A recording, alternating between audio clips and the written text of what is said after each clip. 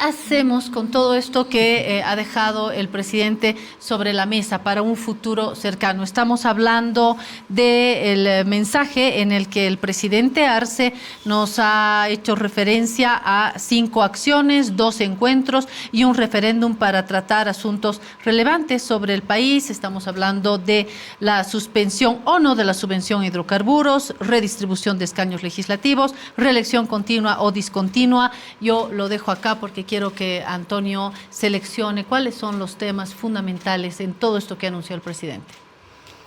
Bueno, a ver, yo creo que uno de los mayores inconvenientes que tenemos hoy es la seguridad jurídica, tan cambiante, tan cambiante. Nosotros tenemos una organización, tenemos leyes que están en vigencia y tenemos coyunturas políticas que vivimos. Yo entiendo que la coyuntura política del momento es delicada, porque confluye en muchos aspectos. Tema económico, tema político, el tema de los combustibles, que son un aspecto económico indudablemente, pero es un factor altamente distorsionante. Y entonces, a mí me gustaría hablar del área que conozco a más profundidad, que es el tema de la asignación de escaños. Y este es un tema sensible. En su integralidad. Y se lo está poniendo en la mesa del referéndum. ¿Estamos en buen camino? Es complejo para resolverlo en una pregunta. O sea, yo no sé qué se va a pedir como consulta al ciudadano, al país, dentro de ese referéndum. Si se van a aumentar los parlamentarios, si se van a establecer una lógica de distribución estática a futuro, que sea inmutable. Entonces, desconozco. Además, es una modificación a la Constitución Política del Estado, porque la Constitución Política del Estado en su artículo 146 establece que la representación política, la designación de las autoridades a la Asamblea es departamentalizada. No hay parlamentarios nacionales en el concepto integral anterior. Antes, cuando se llevaban adelante las elecciones, se elegían parlamentarios nacionales. Por eso es que las regiones empezaron un proceso larguísimo de reivindicación para que la representación también sea efectiva, porque finalmente dejaba de ser importante. Yo les voy a contar una anécdota. Yo recuerdo cuando se estaba llevando adelante todo este proceso de cambio, inclusive de municipios en autonomías indígenas originario-campesinas, recuerdo que un candidato de un municipio de Oruro, del Uruchipaya, fue designado a dedo por una organización política. Ese municipio, las autoridades estaban en desacuerdo, optaron por apoyarse en otra organización política y llevar adelante la elección, que era una elección municipal, y la ganaron.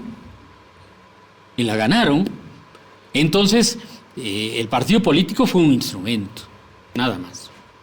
Ahora, volviendo un poco al recuento que estábamos haciendo, yo creo que hay diferentes hitos. ¿Por qué surge esta propuesta de llevar adelante un referéndum para el tema de la asignación? Porque yo creo que ya existe una información preliminar del censo y también una presunción sobre una disminución en determinadas regiones respecto al incremento en otras regiones. Y ahí me viene eso que en algún momento y de manera preliminar lo habíamos conversado antes. ¿Qué esperamos de los datos del censo que nos va a brindar el INE a fin de mes? ¿Y cuáles son los marcos también para los referéndums? Hago un pequeño paréntesis, Antonio, para compartir con ustedes y con Antonio este recuento que hace mi colega Daniel Gutiérrez sobre los referéndums. Vamos a retroceder un poquito en el tiempo, a ver. Desde 2006, Bolivia ha celebrado varios referéndums significativos. El primero fue el referéndum autonómico en 2006, donde varios departamentos votaron sobre la autonomía departamental. Este referéndum marcó un punto importante en la descentralización del poder en Bolivia.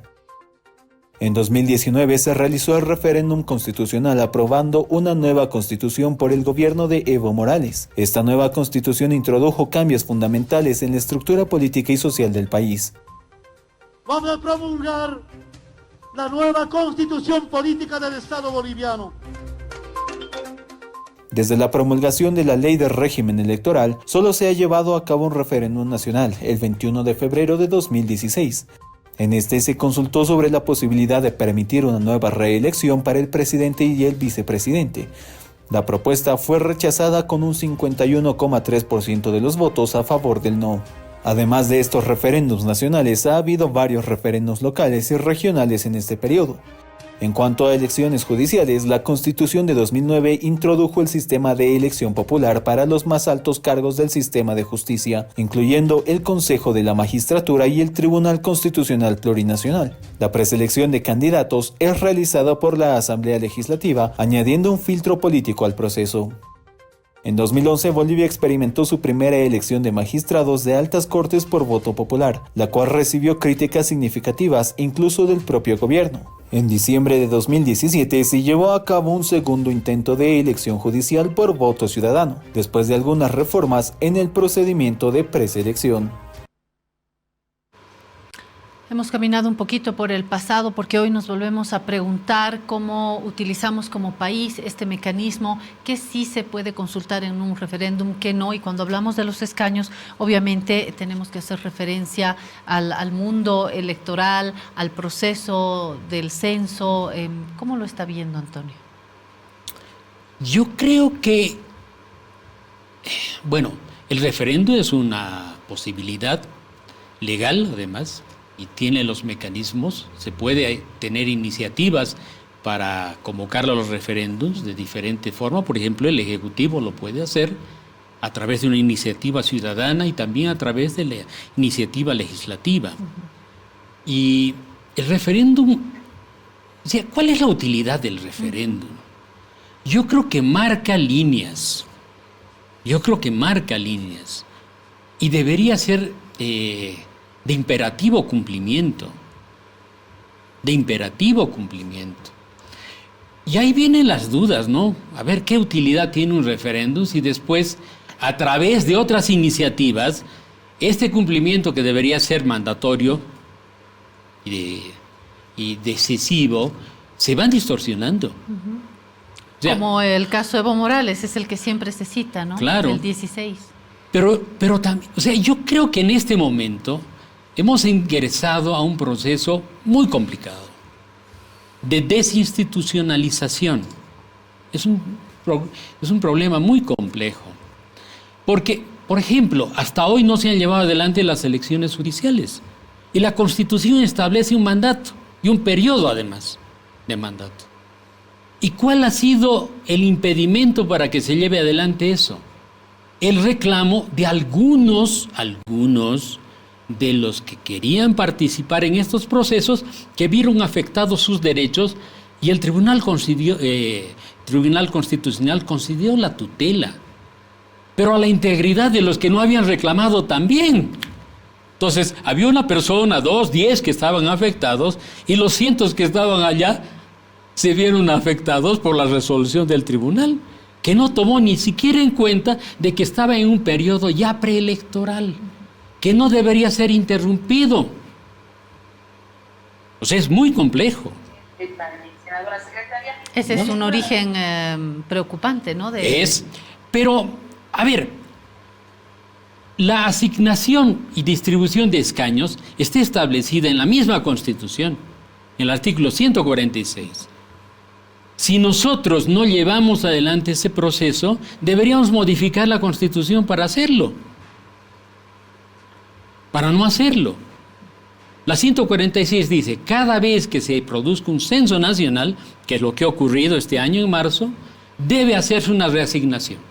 Hay 2 tareas que las debe hacer el tribunal, el órgano electoral. La primera es una redistribución de los 130 diputados, que es lo único que cambia, ¿no?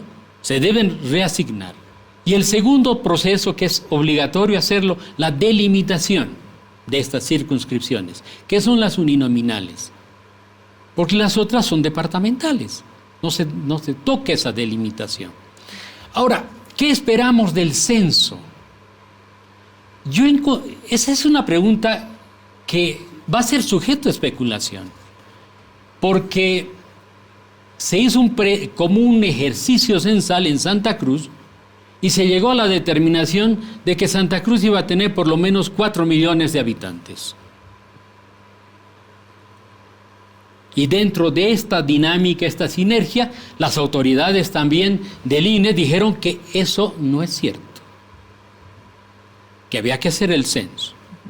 Ahora, hay variables que es el mecanismo válido para retratar un territorio, ¿no? Bueno, es que lo que ocurre es que el INE tiene mucha información entre periodos censales que permiten también hacer una proyección de eso. Y bueno, yo no sé si fue la casualidad, yo no sé si fue también con alguna intencionalidad, que el año pasado, cuando estaba concluyendo el proceso de actualización cartográfica, se publicó este cuadro. Este es un cuadro para mí precioso. Y lo hizo el INE. Que es porcentaje de viviendas por provincia. Sí. ¿Por qué es importante para Antonio? A ver, ¿qué nos dice el censo? ¿Cuál es el propósito del censo? Decir cuántos somos. ¿No? En primera instancia. Yo me acuerdo inclusive esto, hasta en la Biblia dice, ¿no? Cuando iba a nacer Jesús, convocaron a todos, el Imperio Romano, para que se censen. Y decía, deben ir al lugar de donde son. En Bolivia no se hace eso, ¿no?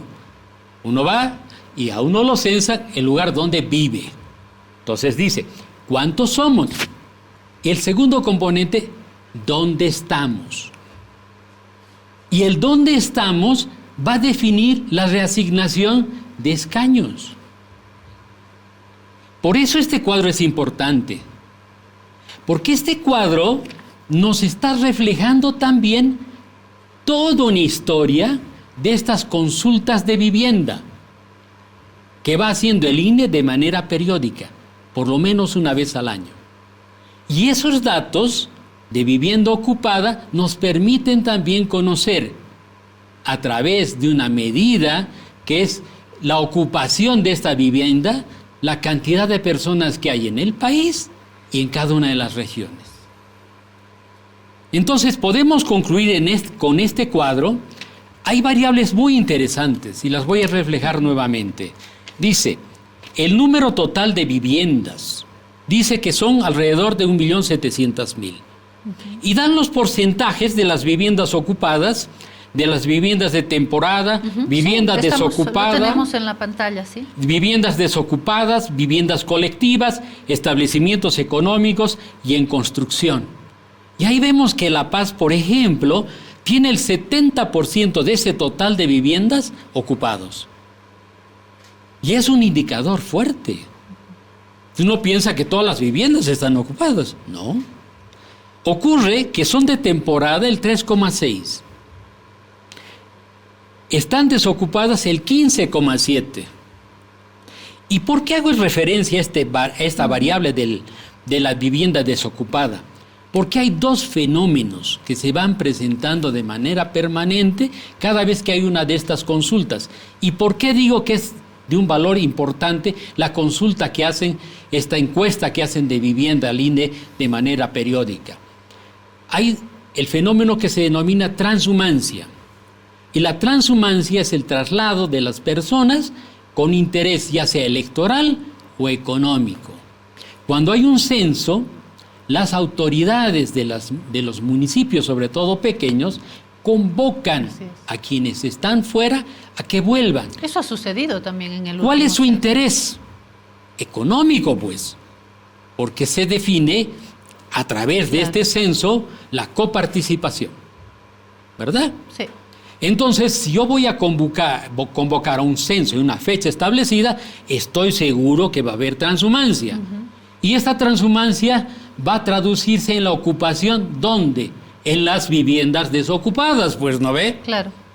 Entonces, será muy interesante que cuando ocurra la información del censo, podamos evaluar estas viviendas y la ocupación de estas viviendas desocupadas. Y esto nos va a dar un retrato más real. De cómo hay movilidad. Ahora, el otro valor que tiene esto, el valor de la ocupación promedio que se tiene, se traduce, por ejemplo, en la multiplicación. Acá vamos a ver, el 71% de estas viviendas, 70,9% de estas viviendas en La Paz están ocupadas. ¿Cuántas viviendas significa eso? Aquí tenemos un calculito en función de esta información. Están ocupadas, nuevamente acá, por favor, si es posible. Acá nosotros tenemos el número de viviendas ocupadas. 1.169.354. Si a esto aplicamos la variable de ocupación de vivienda, que también está en el INE, que es de 3,27, esta variable nos permite conocer una cantidad tentativa de habitantes en La Paz que sería de 3.823.000. Entonces, de acuerdo a todo este análisis estadísticos, se espera que La Paz tenga 3.823.000. Entonces, Claudia, esto es muy importante, porque si este cuadro que lo ha mostrado para La Paz las autoridades del INE, lo hubieran mostrado para cada uno de los departamentos, nos permitirían conocer a través de estas cifras no especulativas la población tentativa y evitaría que haya toda esta discusión que es básicamente política al final, donde dice, no, yo no creo en los datos del INE, porque no puede ser, nosotros decimos que vamos a tener tanta población y el INE dice lo contrario. Eso sucedió en Santa Cruz, donde de hecho se hizo un ejercicio y se determinó un número, y ahí, claro, si el INE no llega a ese número predeterminado, entonces se pierde. Puede desvalorizarse, ¿no claro. ven? Y no lo hizo el Alto, por ejemplo. El municipio del Alto, que debería hacerlo.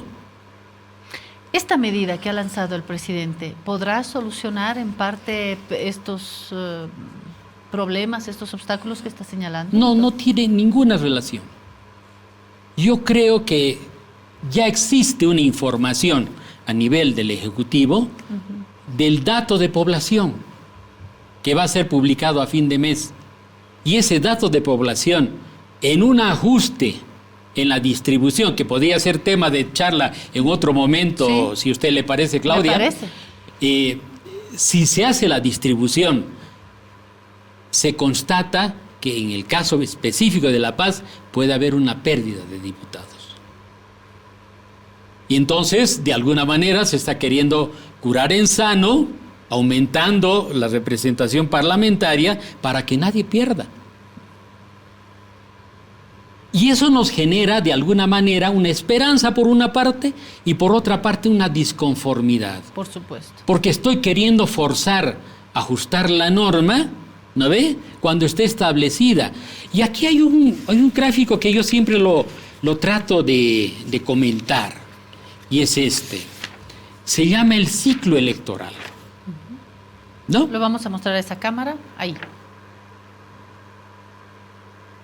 Ok. Y si ustedes se fijan... Nos queda un minuto, Antonio, a manera de conclusión, con este cuadro. Ahí dice, ¿no?, sistemas y circunscripciones electorales. Están definidas, pero lo que no está definido es la asignación. Ahí está. Y la estoy cambiando. ¿No ve? La estoy cambiando en este periodo preelectoral. Y lo estoy haciendo desde una visión política. Ese es un tema que debería discutirse y debería designarse en el área que por excelencia debería ser para llevar adelante este debate político, que es la Asamblea. Y estamos queriendo forzar en un momento determinado con una sentencia constitucional, con una un auto constitucional y ahora un referéndum. Y pocas posibilidades de discutir realmente en la Asamblea. Usted sabrá, como yo, lo difícil que han sido los pocos acuerdos hasta hoy en la Asamblea. 01, voy a terminar acá esta parte del análisis con Antonio, pero acepto la propuesta de que podamos discutirlo en una mesa más amplia. ¿Por qué no miramos un poquito lo que puede resultar de el diagnóstico que nos lance el censo y cómo se cruza o no se cruza con este referéndum? Podemos establecer una mesa, ¿verdad, Antonio? Me parece excelente, Claudia. Perfecto. Me parece excelente porque este es un tema sensible. Porque no hemos tratado todavía la repercusión a nivel de los departamentos. ¿Y por qué se llega a esto? Yo he escuchado muchas propuestas donde dicen deberíamos volver al concepto de senadores o de diputados, por lo menos nacionales, donde la masa de electores decida los diputados para todo el país. Entonces, quienes están con población menor, básicamente no tienen voz. Y eso sería un gravísimo retroceso. Porque le quita el valor democrático. Gracias. Antonio Costas, expresidente del Tribunal Supremo Electoral, gran conocedor de estos temas. Hemos lanzado algunas ideas que nos sirven como primeros insumos para un próximo diálogo sobre estos temas.